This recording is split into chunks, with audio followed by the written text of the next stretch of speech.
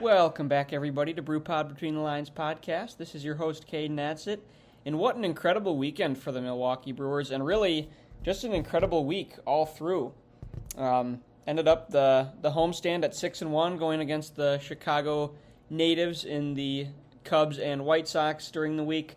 A lot of really good showings for fans during the week and this weekend. I think they had about, obviously, the sellout crowd on Memorial Day that we talked about, and then I think they still had some really nice fan showings throughout the weekdays, and then also to finish up the weekend, I think they had both days over 30,000 fans for attendance. So all told, just some really good showings for fan bases, a lot of really good games for Brewers fans to attend this week, which is exactly what we like to see, and it definitely makes it a lot easier to record these podcasts when the Brewers are playing some of probably actually their best baseball for the season so far. So right now, really big thing is Brewers are just taking care of business. They lead the division by 7 games right now. They are moving into this series against the Philadelphia Phillies. That's going to be really interesting with a 5-game winning streak. So been playing really good baseball. And they've won 8 out of their last 10 to this point right now. So taking care of business for sure, doing what they're supposed to do, especially against the struggling Cubs, was really huge for them to kind of extend their lead in the division against them. Cardinals and Cubs right now kind of going back and forth a little bit for second place, but a 7-game lead at this point in the season is pretty incredible. I think the last few seasons the Brewers have been right there in the division lead, if not actually having the division lead, but typically it's only a 2-3 game lead at most. But right now, kind of, I guess separating themselves a little bit better this early in the season, being about a third of the way through. And hopefully they can kind of keep on that gas pedal. Definitely something that they're going to want to continue to improve on, continue to widen that margin, widen that gap as much as they can heading into the middle of the season before the All-Star break. So definitely doing some really good things right now. Swept the White Sox in this weekend series, which with that we're going to kind of dive into what we saw this weekend, just kind of cover what all went down, what we got to see, and what took place. So Friday, Brewers had a really huge offensive day. They end up collecting a season-high 23 hits, and that is actually a high for any major league team in baseball to this point in the season at 23 hits. And we saw a pretty decent start for the most part from Tobias Myers. Definitely not the best we've seen, giving up a few runs in that start, but definitely not the worst. I think he did a decent job, especially kind of in the spot start, still trying to earn his position in the starting rotation. Actually ended up getting sent down to AAA after this start, but not so much because of, I think, the performance that he had. I think it's more so trying to keep fresh arms in the bullpen, especially because we've continued to use a lot of bullpen guys day in and day out. So they ended up calling up Jansen Junk in his replacement for the weekend, which we didn't actually end up seeing him during the weekend. He did get up one time, I believe it was Saturday's game, to throw in the bullpen, but we didn't end up seeing him enter the game to any point. But yeah, so that's kind of what we saw from there. But back to the offensive side, we saw Christian Yelich. He collected 5 hits, including 5 RBIs in this game. We saw Turang, Contreras, and Frelick all tally 3 hits each. And the incredible thing to this one in this game to me was the fact that the offense had no home runs. They ended up having 12 runs across the board with those 23 hits, but no home runs. So really just showing that through and through the lineup, people were having strong appearances at the plate, putting together some really nice at-bats and approaches at the plate. And that was just through and through the lineup, not trying to do too much, not trying to, hit a grand slam, and especially with the amount of runners that we had on base in this game, which actually ended up being a little bit of, I guess, the downside, you could say, in this game, even though it did end up being a 12-5 victory. Hard to kind of take anything bad away from the final score in that game, but if there was anything, I think it was the fact that the Brewers ended up surrendering 16 runners on base. Definitely a stat that you don't want to see. Definitely want to keep that down, obviously as low as possible. But 16 men on base is pretty high, pretty, at least to my point, pretty impressive stat. And the other impressive stat is the 9 for 27 with runners in scoring position. Not only did they, overall they did a pretty nice job hitting with runners in scoring position, but the fact that they had 27 at-bats with runners in scoring position is really what boggles my mind. That's just an incredible stat. Typically in a game, you're lucky to see a number of at-bats over into double digits in runners in scoring position. So to have it at 27 at-bats with runners in scoring position, hitting .333 with that 9 out of 27. So really a pretty good job, but definitely thought that the Brewers likely could have gotten close to 20 runs in this game with the amount of guys that they left on base, with the amount of opportunities with no outs that they had. And believe it or not, the Brewers going into the bottom of the 7th inning were actually losing this game. So definitely a surprising thing, but they ended up scoring, what would that be? That'd be 8 unanswered to end the game, 6 in the 7th, and 2 in the 8th to add on. So just a really good offensive day, obviously. It took them a while to get some of those big hits and start to pull away, but really good showing. I didn't end up getting to watch this game or really watch too much of any of the games this weekend. Ended up just kind of watching the highlights, keeping track of kind of the scoring plays and whatnot, but and then kind of reading a recap from game by game. But yeah, it looks like on paper, really good game in this one. Brewers had a really strong outing, obviously, offensively, and the pitching staff did just enough.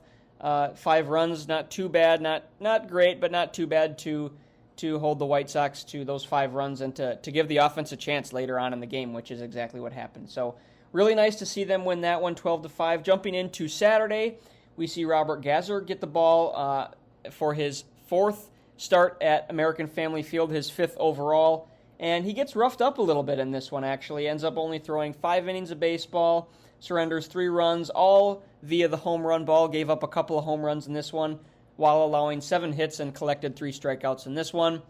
So definitely not quite as dominant of an outing that we saw him post against the Chicago Cubs, which was by far the best outing of his major league career to this point. That was a pretty impressive outing in a really big game on Memorial Day. So really nice to see him bounce back at least and have a decent outing. And I think if there's anything to walk away from this outing, I talked about this I think a little bit before, but the thing that really stands out to me from him being such a young guy, being new to the MLB, facing, every guy having his first appearance against him, every guy that he's been facing so far through these first 5 starts, not being familiar or being able to have some experience against these guys in the past, but he, again, surrenders no walks in this one. So I think he's only surrendered, I believe it was 1 walk his entire tenure here in the major league so far. So that's a really positive stat, especially for a young guy coming in, filling up the strike zone, trusting his defense behind him, making the guys put the ball in play, and just not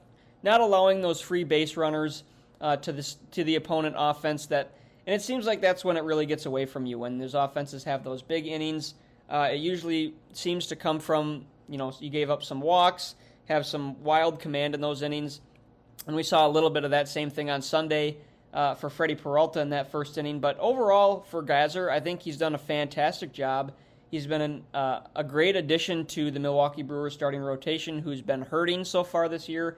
And I think he's earning his way into a major league spot for the rest of the season at the rate he's pitching right now. There's no reason for Pat Murphy to back away from what he's doing.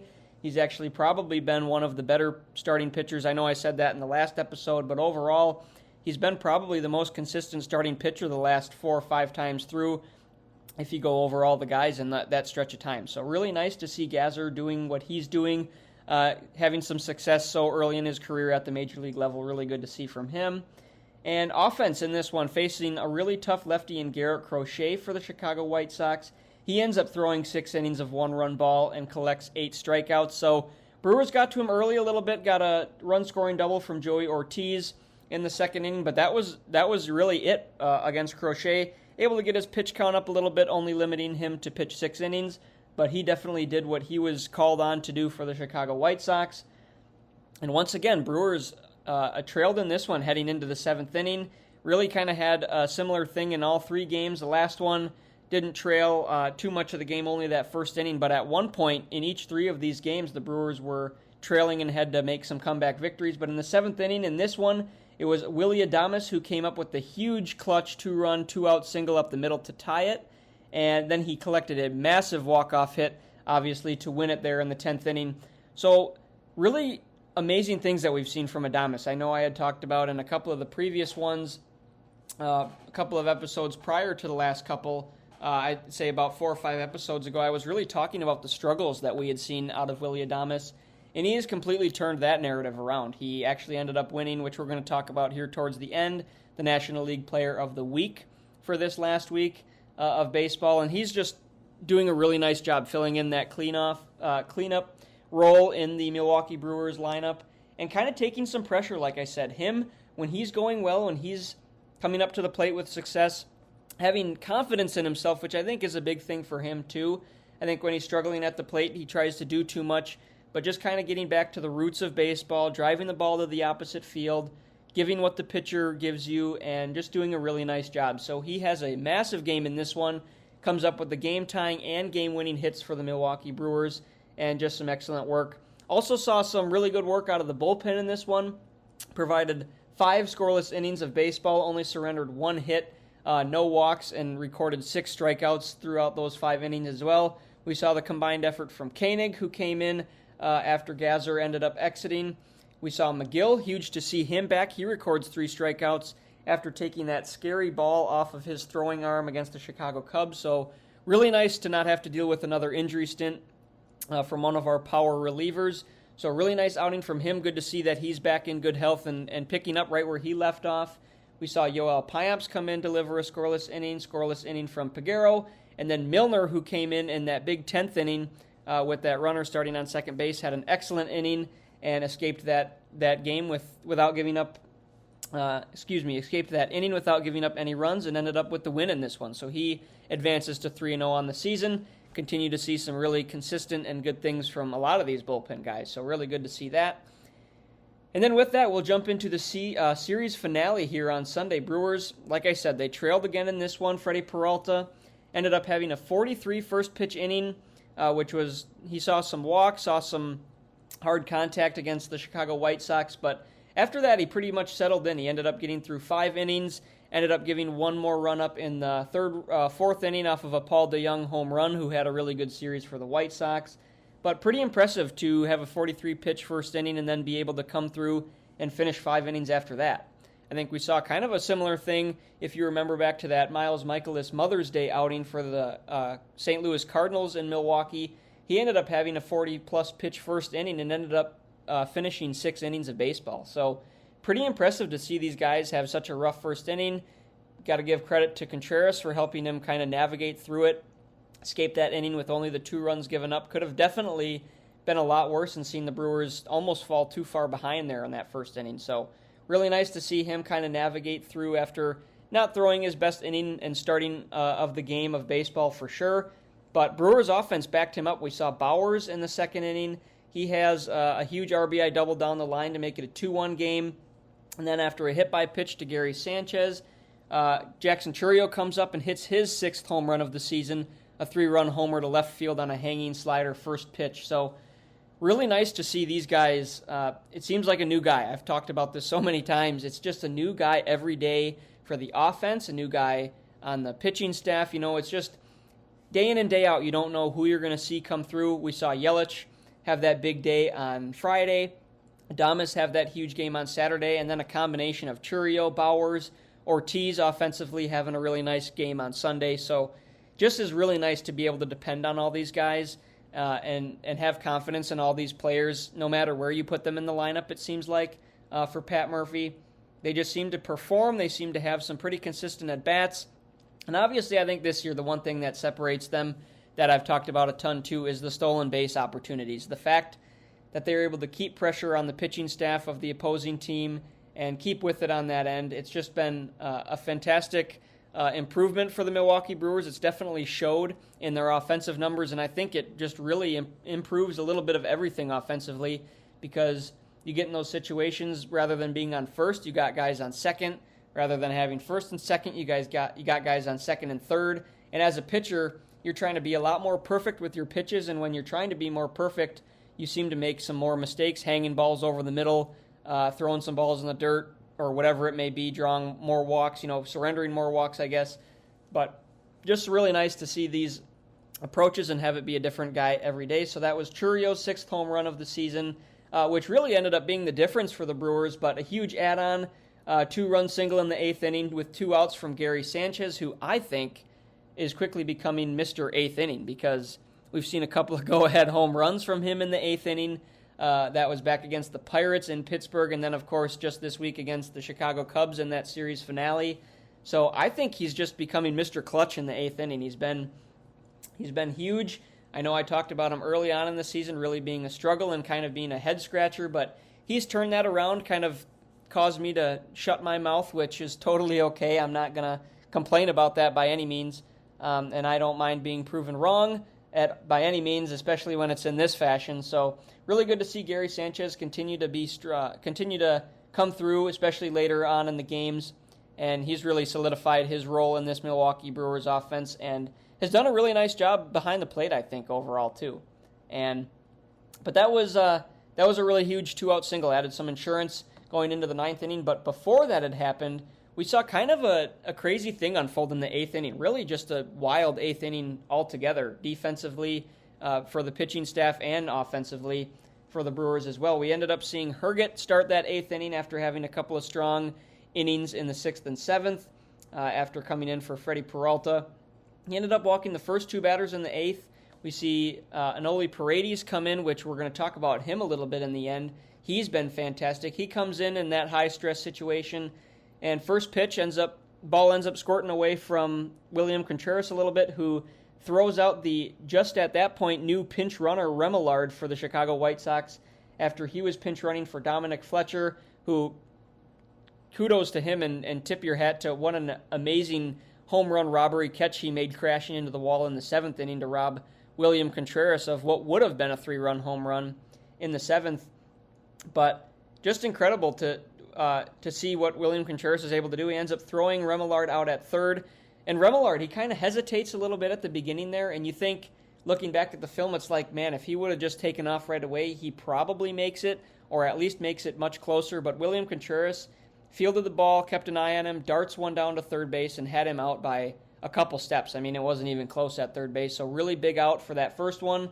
And then next batter, we see Nicky Lopez, who ended up having a really strong series for the White Sox. He has a ground rule double, which luckily for the Brewers would have easily been a game-tying double, with Tommy Pham basically coming around third by the time one of our guys would have been able to field it. So kind of got away with that one. Brewers got lucky, caught a break for that at bat. So second and third one out. And then we see a fly ball hit to left field, and Christian Yelich ends it with a double play at home plate for an inning-ending double play to end the inning. And really just a great throw. Yelich, not really known for the best arm. He's typically tended to have a pretty accurate throwing arm, but has never had a super strong in terms of velocity or being able to get it there very quick. Not even so much having a super quick release to any extent, but really nice throw right on the money. And Tommy Pham was out by, again, a couple steps. Wasn't even close. And then we did see a little bit of barking from William Contreras at Tommy Pham. Tommy Pham got irritated by it. I think with Tommy Pham being on the Cardinals previously in his career and the Padres, I think there's probably a little bit of beef with some of the guys there before, but Contreras kind of barking at him a little bit. Tommy Pham not appreciating it at all, kind of throwing his arms out there, trying to look strong. And looking back at it, I don't know why Tommy Pham was irritated. If you watch that play, he's running in the infield grass about a step in, trying to impede the throwing angle for Christian Yelich, trying to either have the ball hit him or impede the angle for William Contreras to be able to field the ball. And then not only that, when he slides into home plate, doesn't even really make much of a true effort, I don't think, if you kind of go back and look at it, to slide into home plate. He actually more so slides right into the catcher, and I think that's exactly why William Contreras was barking at him. I think Tommy Pham had the intent to try to knock the ball loose from William Contreras and give himself that chance to score, but William Contreras having none of it. And I actually think it's kind of funny. Tommy Pham, don't get me wrong, he looks like he's a pretty strong dude. Looks like he does quite a bit in the offseason. I know he mentioned that he does some fighting in the offseason, but I'm sorry, but I don't think you want to deal with William Contreras on the Brewers end either. I mean, William Contreras is a very buff guy. He's not super tall or anything, but he's a straight muscle all the way through, and I don't think he's a guy that any of the other Brewers players would really want to mess with for sure. So kind of funny, I thought it was from that point. William Contreras didn't care, just turned his back to him, walked back to the dugout. But kind of interesting to continue to see that fire from the Brewers players and just William Contreras was not having any of it. I think, and I agree, I think it was a little bit of a dirty play to some extent, not so much with an intent to harm William Contreras, but intent to try and extend the rules a little bit, running inside that baseline by quite a ways, and then trying to slide into the player more so than trying to make an effort to slide into home plate. So that's what I kind of took from that, but nonetheless, Brewers closed this one out 6-3 and sweep the Chicago White Sox, and that's exactly what I was hoping for. I talked about that in the last one, needing to at least win the series with the Chicago White Sox, and even that first game, the 12-5 game, all these games very competitive, very exciting games down to the end, nail biters for most of the games as well, which, like I've mentioned so many times, we've come so used to watching the Milwaukee Brewers, but awesome to see them pull all these games out and be able to have comeback victories in all 3 games, so awesome to see that as well. And with that, kind of want to move on to some of the other things, just want to touch on some more important things. Want to give kudos to a couple of the guys who had some Player of the Week and Player of the Month awards given out. We saw Willy Adames. I know I mentioned this just a little bit ago, but wanted to touch on more of his stats during this time. He's named the NL Player of the Week in this past week of baseball with a .385 batting average, 1.138 OPS, and collecting 10 RBIs along the way. And of course, I always give credit to his incredible defense that he plays in a day-in, day-out basis, whether he's struggling on offense or not. But awesome to see these incredible offensive numbers. I think that's definitely going to help the offense if he can continue this going forward this season, continue it into July, and obviously throughout the rest of the season, as the Brewers hope to, at least as right now, looking to make a strong postseason run is the hope. So really nice to see that from Willy Adames. Hopefully he's able to continue some more of the same. And then how about Joey Ortiz? He earns the Rookie of the Month award for the National League and has some really impressive stats diving into what he did in that month of May. Really impressive from him. Second in National League for all National League players behind Bryce Harper with OPS. In the OPS category, ended up posting a .978 OPS for the month of May, which is a pretty ridiculous number. That's a very strong number, especially out of the third base position, and especially Joey Ortiz not being a huge guy either. So providing some power and some pop from that third base position for the Milwaukee Brewers, which has been a little bit of a question mark. That and first base obviously has kind of been the main things offensively that the Brewers have been trying to fill for the last few years. And I think with Rhys Hoskins and Jake Bauers kind of going back and forth between first base, and then Joey Ortiz playing a very strong third base, and even Oliver Dunn playing defensively a very strong third base. Not quite so proficient with the bat, but definitely with the glove. We have some really, really solid defensive third basemen, and some, especially one really solid third baseman in Joey Ortiz. And I think it really kind of helps. I mean, obviously, with the Corbin Burnes trade, I think the Brewers are really hurting in the starting rotation this year. I know I've talked about that quite a few times, and I'm sure I'll talk about it more as we progress through this season.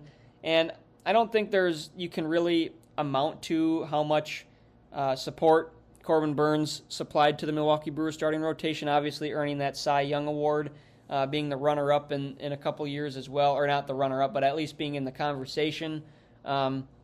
And you see this trade. You see Joey Ortiz, who he was up there in the prospect ratings for the Baltimore Orioles, and then you get DL Hall, who is the same way in a strong left-handed pitcher. But you're looking at this trade, and it's like, geez, you think that the Brewers would have been able to get so much more. But I think the numbers Joey Ortiz is posting in his rookie season, and just the energy, the consistent defense, I think we've seen him from that rough stint to begin the year at third base. He has played an outstanding third base position, and I think a lot of guys were like, well, why are we putting him in third base? He's had 3 errors so far. He's playing terrible at third base. And this is a guy, he came up as a shortstop all his career, played the shortstop position with the Orioles a couple times last season as well. So you got to give this guy some adjustment time, especially playing a new position. It's a longer throw. It's a different angle. And as much as it would be easy for a lot of us to say, well, moving to just another infield position is not that big of a thing, I can guarantee that it's not any easy task at all. So I think he's done a fantastic job. We've seen him develop throughout the season, and it's been really fun to watch him and what he's been able to do, both now offensively and defensively. And like I said, I just think that kind of helps the hurting a little bit after losing Corbin Burns to see some of these guys post the numbers that they have as well. And then the last guy that I really wanted to talk about, well, I guess technically a couple of guys, but one of the guys I really wanted to give some praise was Enoli Paredes, who we've seen him throw 5 innings now total and has a win on his ledger, has a save on his ledger now after collecting the save in Sunday's game. And in that 5 innings, he's only given up 1 hit, hasn't given up any walks, and has collected 7 strikeouts along the way. So I think he's been doing a fantastic job. Obviously not since pitching with the Houston Astros a couple of seasons ago. And he's just really improved. He's got some really good stuff.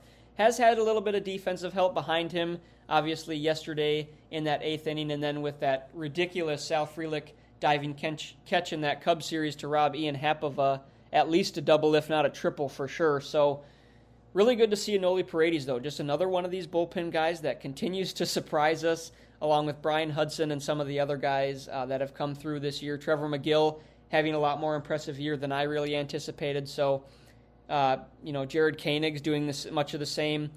Peguero, Payamps, and Milner kind of picking up right where they've left off, that I know I've touched on pretty much all these guys at some point, but just incredible to see these new guys come in and be able to have some really good success and do a very nice job. So, and I think personally, for coming out of the bullpen or for a reliever standpoint, I think as a viewer and as a fan of baseball, I think nothing irks me more when a reliever comes in and surrenders walks, especially to that first batter, and it's a non-competitive pitch, or a non-competitive at-bat for that matter. It's like, I mean, you guys were warming up in the bullpen. At least most times they get sufficient amount of time in the bullpen, and it's like you're coming in the game and you just can't even throw it over the plate.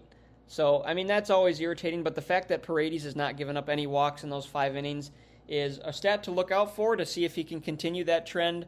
We've seen a lot of the same, like I talked about, from Gazer as a starting pitcher, so I think that's a huge thing to keep an eye on. If he's able to continue not surrendering those walks, I think that's going to really talk to his ability to have success and continue to pitch with as much success as he's had so far in the bullpen for the Milwaukee Brewers. So we'll see what comes of that. And then lastly, I just want to touch on some of these offensive stats that just really stick out to me. I know I've done this a couple times, but I will really want to obviously give praise to Pat Murphy. He has become, I'm almost, I don't want to quite say it yet, but I think with his ability, and obviously hasn't had as long of a time to have as much success as Craig Counsell did, but I think with his play call and what he decides and determines to do in managing games in and day out, I think he's beginning to become my favorite manager. I think he's done a fantastic job. I love that he takes it by a day-by-day, game-by-game basis, and just isn't looking too much ahead, and isn't even really looking forward to the game ahead in terms of what's going to happen. He's just trying to win the game in the present, trying to do as much as he can to win today's game, and I think that really speaks to him as a person, him as a manager, and I think it speaks to the success of this team so far too. Looking at some of the stats earlier today, I saw Brewers have posted 78 stolen bases so far on the year, which is 3rd best in the major leagues. And in 2023, they only had 129 total. So, I mean, we're not even through the halfway point of the season, and we're way past our halfway point from what we would have been at last year. And I honestly think that it's possible with the rate that the Brewers are stealing bases and swiping bases. I think there's a good chance that they could surpass this number by the All-Star break. I mean, you've got a whole month of June, and especially these guys are getting more stretched out. They're getting more familiar with stealing bases. For some of the guys, obviously, Turang has been incredible all season with 20 stolen bases now on the year. But I think a lot of these guys, especially with the summer months, I think they're definitely going to be even more runner-ish.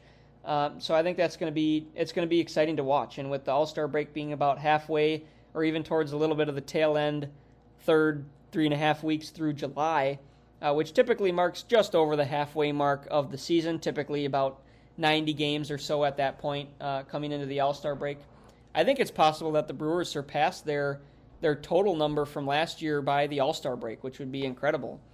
I mean, obviously, these guys are getting more familiar with the new rules, and obviously, being limited to your pickoff moves and whatnot, and then some of the other things with the bases being larger, and even as far as fielders not being able to block the plate as much and kind of kind of coming down on that rule a little bit too. The MLB has done so. I think it's definitely enhancing stolen base opportunities for offenses, but I'm all for it. I think let these guys show their athleticism some more. I think it's really fun to watch, and it's just even more impressive now when a catcher is able to throw guys out stealing bases. We've seen Will Smith for the Dodgers be the best at that so far this year. William Contreras has been pretty good, pretty solid at that so far this season, and then Gary Sanchez for not having too much time at the catching position, limited to the amount of games that he has behind home plate, with William Contreras wanting to be in there every day. I think he's done a pretty good job, and he hasn't even, for the most part in his past, has not been known as a defensive catcher. So I think that's a really good improvement. Speaks to the Brewers training staff and everything, that they continue to be able to develop these catchers and have success with throwing guys out and having a really good catching core. So yeah, and then to add to that, I think Pat Murphy just does a great job. He holds these guys accountable for performance, and he's not scared to rough up the lineup a little bit or anything. And I think another thing that speaks to this too, Sunday we actually saw Adames and Contreras out of the lineup, both of them out of the lineup for the first time this season, which were already 58 games through, and they willed their way back into the lineup. And that just speaks to these guys wanting to play on a day-by-day basis. And even Christian Yelich said after the game, he said a lot of the guys on a Sunday day game, after having some night games Sunday and Saturday, they typically would be, happy to have a day off on Sunday. But these guys want to play for Pat Murphy. They want to be in there every day. They want to be able to have opportunities to help the team win, and they're just having a lot of fun. And you can see it in the dugout, and you can see it with the energy on this team, and it's a lot of fun to watch for us from the viewer standpoint as well. So, and I think a little bit more to speak to his success, just diving into some of the numbers. I know I've talked about this a couple times, but Brewers actually now lead the major leagues in offense in on-base percentage coming into today, second in batting average behind the Padres by just 1 point, and then second in RBIs total. So a lot of these major offensive categories, the Brewers are up there, and it just still amazes me when I look at these stats and you see Milwaukee Brewers up at the top. It's like, you sure about that? Because the last few years it has been complete opposite. It's usually the bottom five in most of the major offensive categories, so it's just been a complete flip. And I think it totally ties into Pat Murphy's ability to manage this team, and then also just feeding off of each other's energy, because I'm definitely a believer in when one guy's having success, the other guys, kind of follow along with that. And I don't think there's any doubt of that to a lot of people out there. I think when you have success and you have that energy and confidence level, it's just, it spreads really well throughout the dugout, and a lot of these guys just perform and it shows. So I just think that was really interesting to see those stats, and just like I said, it still amazes me day by day looking at the stats and seeing the Brewers of anybody at the top of those lists, which is pretty incredible. So yeah, so that pretty much covers just about everything I wanted to talk about through the games, giving praise to some of the guys for winning some awards weekly and monthly, like I mentioned, and then just giving some praise to some of the other guys that we haven't really been able to talk about a ton too much, and really I feel like haven't gotten as much praise as they deserve. So with that, BrewPod Between the Lines podcast is always available on Spotify, Apple Podcasts, YouTube, and other mainstream podcast sites. I can always be reached on social media using @brew_pod on Twitter, or by searching BrewPod Between the Lines podcast on Facebook or Instagram. And I hope you guys have a good week. Going to be a really interesting series here to kick off. Going to be facing the MLB or National League best Philadelphia Phillies at 41 wins coming into today. Brewers are going to see Jared Koenig get the start today, which I'm assuming is going to be similar to what Pat Murphy did in that Boston Red Sox series, where we see him with Schwarber leading off in the left-handed position. We've got Harper coming in the 3-hole as a lefty, and then could even save it for Bryson Stott in the 5-hole coming out of the lefty position too. So would only have to face a couple of righties. But it'll be interesting to see how Pat Murphy plays that. It'll be interesting to see who comes in following that. And then we'll wrap up a couple of these games here later this series. I think from my standpoint, honestly, on the road playing the Philadelphia Phillies with how hot they've been, Brewers have been right up there as one of the hotter teams in baseball right now. But I wouldn't be surprised or disappointed, honestly, if the Brewers only end this series with one win. Obviously, it would be huge to see them continue their success and pull out a road series victory of all against the Philadelphia Phillies, and really just kind of a potential playoff preview that we're going to see here this week, Monday, Tuesday, and Wednesday. So going to be some really fun games, and we will see what comes of that. So with that, like I said, I hope you guys have a good week. Hopefully the work week's not too bad. And with that, we'll see you guys next time. Talk to you soon. And of course, go Brewers.